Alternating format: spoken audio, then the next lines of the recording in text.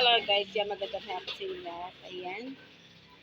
Papalinis tayo kay ate. Dahil nga laging umuulan, ayan.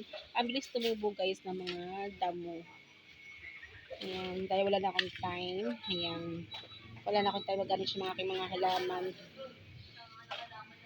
Ayan. Meron dyan tayong lemongrass sa tabi. Saka yung aloe vera dragon fruit. May malunggay din guys. Ayan. Tinanim lang sa sinaubusan ako ng malunggay sa baba. Wala na nga ako malunggay sa baba kasi nga. Oo.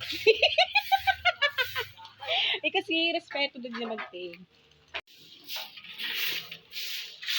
Parang pinagbumula na ito ng lamok eh.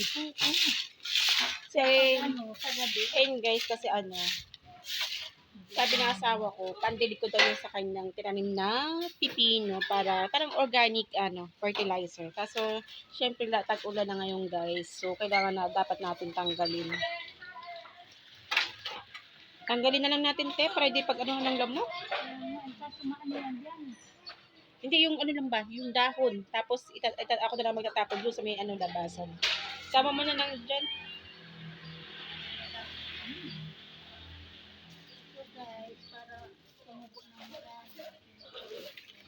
Anong tawag sa halaman na yun? Ay, hindi. Luya. Gamot yan sa diabetes. Yung luya. Insulin plant. Ayan guys. Gamot daw to sa diabetes. May mga diabetic. Mataas sa sugar. Ilalaga lang ba yan, te? Kinakain ng diretso? Ala. Ayun, alin yung puno niya? Yung dahon. Talaga, diretso. Mapait din ba siya? Hindi ko pa na-try yan eh. Mas mapait ba yan sa sa ang tawag dito? Ito dito sa to? Serpentina.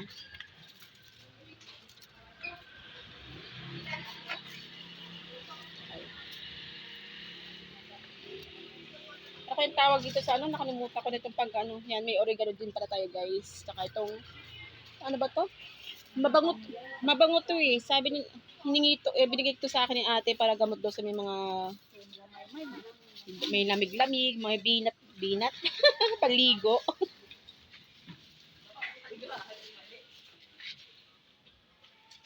Ayan, palinisan natin ng konti kay ate kasi pinagbumula ng lamok at saka syempre tag-ulan na hinapin na si ate.